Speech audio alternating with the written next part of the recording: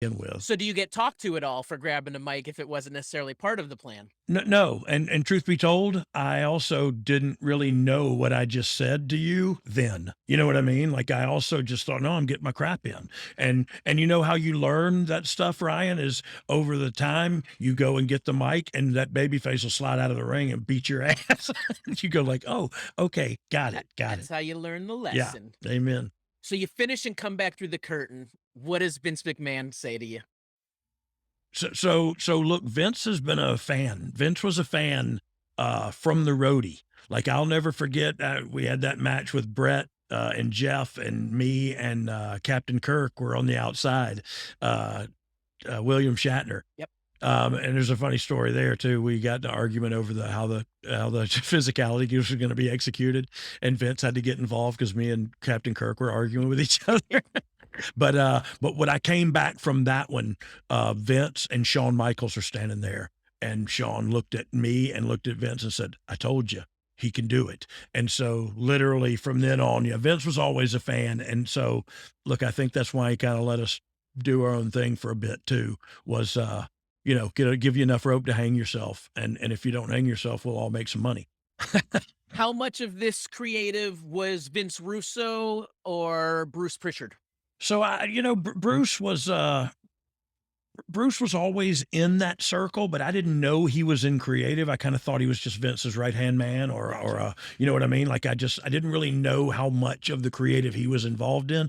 I know he was heavily involved in the a lot of the DX stuff. Like I know he went with us when we went into CNN Towers and he was with us a lot. You know what I mean? Bruce was, but this was probably Russo and it was probably some of his stuff he was kind of getting to try out. You know what I mean? And Vince was letting him roll a little bit and seeing, okay, well, let's just have some fun and see what sticks. You know what I mean? Cool. So now you got buzz and momentum's building, and we head to Raw on October 20th, 1997. You two take on the Headbangers, and it's so memorable when Billy smashes the Oh, Headbangers boombox over Thrasher's head, and you get the pin. Let's show it right now. Billy's good at just busting people with stuff, and I just top them. I mean, and then just knowing this moment, the blood has to make this even better at this Oh point. yeah, yeah, yeah, yeah. Unplanned hardway juice has to just put a little bit more stank, a little bit more sizzle, and a little bit more badass on top of you both. Yeah, of course it does, and that was not meant to be, but that was a real like juke, what do they call them? Boombox. Boombox. Yeah. Yeah, it was real. It was hollowed out a little bit. Oh, sorry, but it was real, and it busted. We worked again where they busted one over my head, but it was a promotional deal with the boombox, and we'll look that up. We'll show that on one of these episodes too, where they hit me, and I still have a scar on top of my head where that plastic just stuck in my head. Those things weren't very forgiving.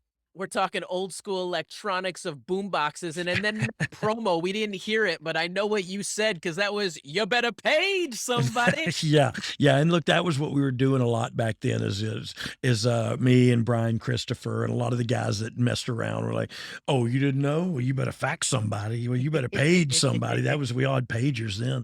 You better send 911. You know what I mean? Like we were just having fun. And so I finally told not Brian Christopher, Brian Lee. I said, "Look, I'm gonna say it when I go out there. I'm gonna say, oh, you didn't know? You better call somebody." He's like, "No, you won't." I said, "Yes, I will." And that's literally how the whole thing started. That's awesome, and that's gonna come up in a fan question in a minute. Yeah. After the match, you go to commentary and you yell about how it's now your time to get the chance. How are you feeling in this moment getting to yell at the boss? Well, so I looking back at it, I probably thought, I shouldn't have done that, at the time, but that's not where my head was then, you know what I mean? I was literally excited. We're on TV getting victories and I overstepped my boundaries a little bit there. I don't know if I got talked to about it, but I probably shouldn't have gone over to the announce table and started yelling at him like that.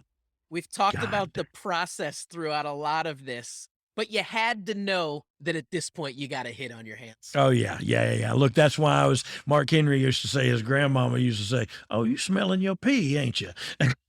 That's what I was doing right then. That's why I went over to the table. That's why I thought I was something. I thought something was going down. Little did I know that I was talking to the guy that signs my paychecks. You know what I mean? I knew it. I just didn't care at the time.